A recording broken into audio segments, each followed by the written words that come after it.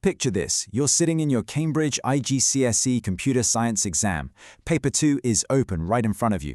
You see a seemingly simple question about breaking down a program. You write down your answer, move on, and you're feeling pretty confident. But what you probably don't realize is that you just walked straight into one of the most common traps set by the examiners, and it's a trap that could potentially cost you a whole grade boundary.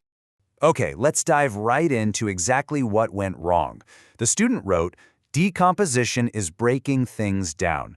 I mean, it sounds correct, doesn't it? It feels like complete common sense. But why does this seemingly logical answer score a big fat 0? Well, it's because ordinary, plain English revision completely fails when you're dealing with the absolute precision required for the 0478 syllabus.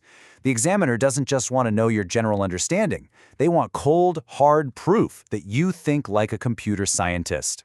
So to survive the mark scheme, we need absolute precision. We aren't just breaking things down, no. We are taking a complex computer system and dividing it into smaller, manageable subsystems. Listen, those words, they're not optional. They are literally the exact keys that unlock the marks on the mark scheme. If you don't use the word subsystems, you're essentially shouting to the examiner that you haven't studied the formal definition. Now, this exact theory of decomposition is what top-down design turns into a reality. While decomposition is the action of breaking things apart, top-down design is how we visually organize that action. The real star of the show here is the phrase hierarchical visualization.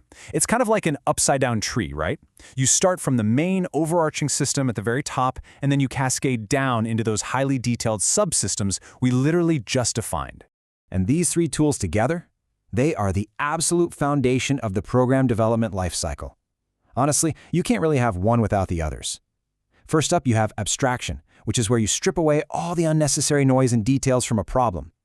Then, you use decomposition to break that remaining core problem into smaller pieces. And finally, you bring in structured diagrams to visually map out that top-down design. Getting this flow down is absolutely essential for Paper 2. Now, in just a moment, I'm going to show you the examiner clue that changes the answer completely. But first, you really need the framework that makes that clue super obvious. Because I'm going to let you in on a little secret. Knowing the perfect definitions we just went over, that's really only half the battle. If you don't know how to deploy those definitions at the exact right moment, you're still going to drop marks. Decoding the examiner. Command words. See, your knowledge of decomposition is practically useless if you don't know how to deploy it based on IGCSE command words. These command words are basically the instructions the examiner is giving you. Words like state, describe, or explain, they dictate not just what you say, but exactly how you must say it to secure those marks. If the paper asks you to state or define, they want a concise, factual answer. Boom, in and out, you get the mark. Like, define decomposition. But if they ask you to describe, you've got to give the characteristics. Like, what does a structure diagram actually look like? And if they hit you with explain, well, the stakes get higher. You have to give the why or the how. For instance, explain the benefit of subsystems. You can't just say what they are. You have to explain that they allow different programmers to work on different modules simultaneously, which makes testing and maintenance so much easier. All right, let's test this out in real time. Imagine an exam asks you to describe a structure diagram, and a student writes, "It breaks the program into parts." Just pause for a second. Can you spot the fatal error here?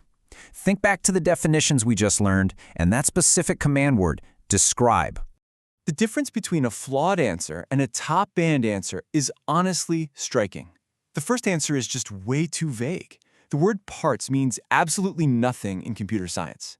But the top-band answer, it's a masterpiece of exam technique. It says, it shows the hierarchical top-down design of a computer system into subsystems. It uses specific characteristics, perfectly matching exactly what the describe command word expects. These are your exact, non-negotiable keywords. In fact, these are pulled directly from the Cambridge Workbook fill-in-the-blank exercises. When the examiner is scanning your paper, they are literally scanning for these exact words. If you use hierarchical, top-down design, computer system, and subsystems, you're communicating immediately that you are a top-tier candidate who truly knows the formal language of the subject. The Highmark Upgrade Framework. So, when you're hit with a 4 or 6 mark question, you cannot just write a single sentence and hope for the best. You need a structured attack plan. Just follow this simple pipeline to lock in those higher bands. Step 1, start with the core definition to secure your base marks. Step 2, explain the mechanism, like how does it actually work? Step 3, apply it to the specific scenario example they gave you. If the question is about a self-checkout machine, your subsystems have to be about barcode scanners and payment processors, not just some generic examples, right? And finally, step 4, wrap it up with that precise examiner wording we've been practicing.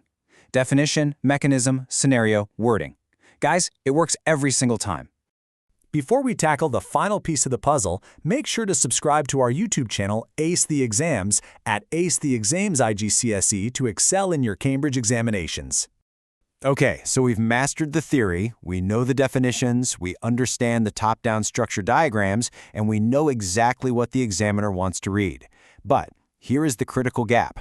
Understanding the visual diagram is entirely different from actually programming it. So what happens when the exam flips the script and asks you to translate that structure diagram into actual working pseudocode for those subsystems?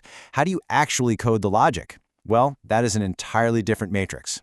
And to conquer that, you need to step into the deeper code, which we are going to break down step by step in our next explainer. Keep your focus sharp, and I'll see you there.